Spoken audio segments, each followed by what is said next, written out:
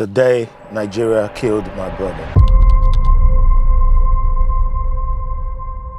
The day Nigeria happened to my brother, my younger brother Dennis, godson Ukato. He traveled to Nigeria against all odds, against all advice from us not to, just as we came out of the lockdown in 2022. He lived in Rome. He was never one to be worried or scared of Nigeria. He always said, Nigeria is my country, nothing if you do me there. But we thought, no, come on, lockdown, it's just concluded. And you know, with your own medical history, you shouldn't be traveling. But like I said, against all entreaties from family members, he decided to go to Nigeria.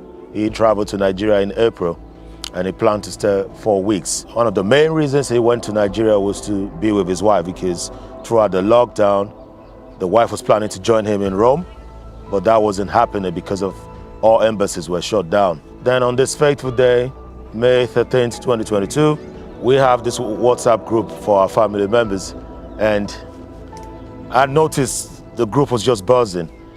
And I saw that he was the one leading the whole buzz in the WhatsApp group. And I was like, what's happening? You seem overly happy. And he said, oh, I'm going back to my country. I'm like, where's that? He said, Rome. I'm like, oh, that's cool. Oh, you're flying back today? He said, no, I'm flying back tomorrow. Tomorrow will be May 14. And I then sent him a message, this time personally to him, privately saying, I'm really proud of you. You've done well. You've achieved well. In the evening of that day, I went out jogging through the park. Coming back, starting to slow down my jogging, and I started walking, picked out my phone, and I saw a series of messages just flying through. So it meant that there was no network on my phone. Because this message has been sent since like 2 o'clock of that day, they didn't come through my phone in an orderly manner. They came just haphazardly. When I started to read it, what I saw was, please call, it's Dennis, it's Dennis. My heart just sunk. I almost fell. And some ladies in front of me was like, are you okay? Are you okay? My heart just sunk because the last time we tested each other on WhatsApp was in the morning of that day, Thursday, the 13th May 2022. So it transpired that I got to the hotel in Lagos in anticipation to fly the next day back to Rome. And his wife realized he became unresponsive.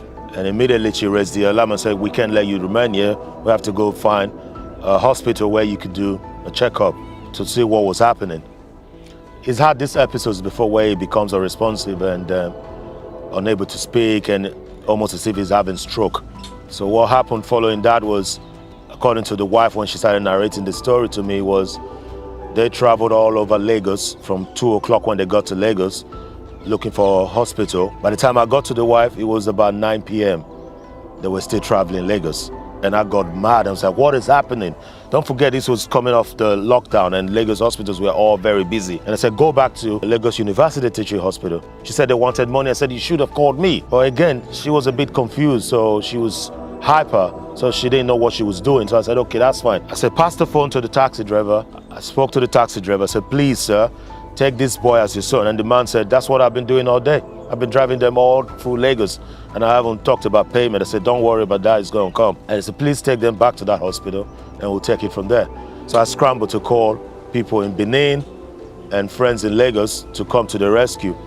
So by the time they got to the hospital said they've got a place, but they will have to pay money. And how much are we talking about? About 350,000 naira. So I scrambled and sent that money away to them so that I could get a place for him. He managed to check into that room past 1 a.m.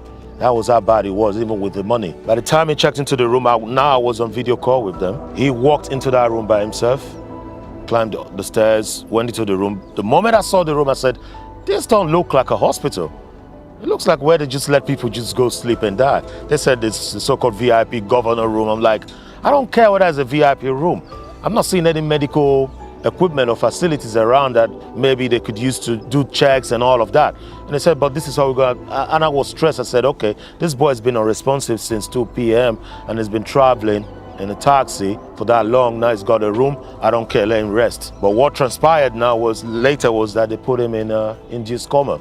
I don't know how they got to that decision to put him in an induced coma. So we scrambled and we got hold of his doctor in Rome. And the doctor was really mad when he heard what was happening. He said, no. Dennis was very fine. They did all the checks. He was up to date with his medication and nothing was supposed to have happened like this. And he was just asking what's happened anyway. He said, if you guys can get him back to Rome, we'll stabilize him, or I will send his medical documents over to the medical team and look. The next day, the doctor came and said, okay, this is what's going to happen. They're going to give him till the evening to see if he was stabilized enough and if I could fly into Nigeria and fly out with him back to Rome. So I was already planning that.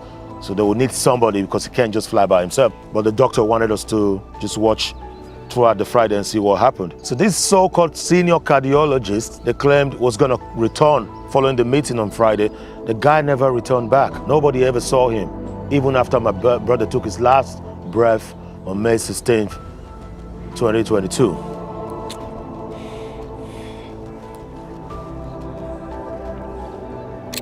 My brother Dennis, such a lovely boy.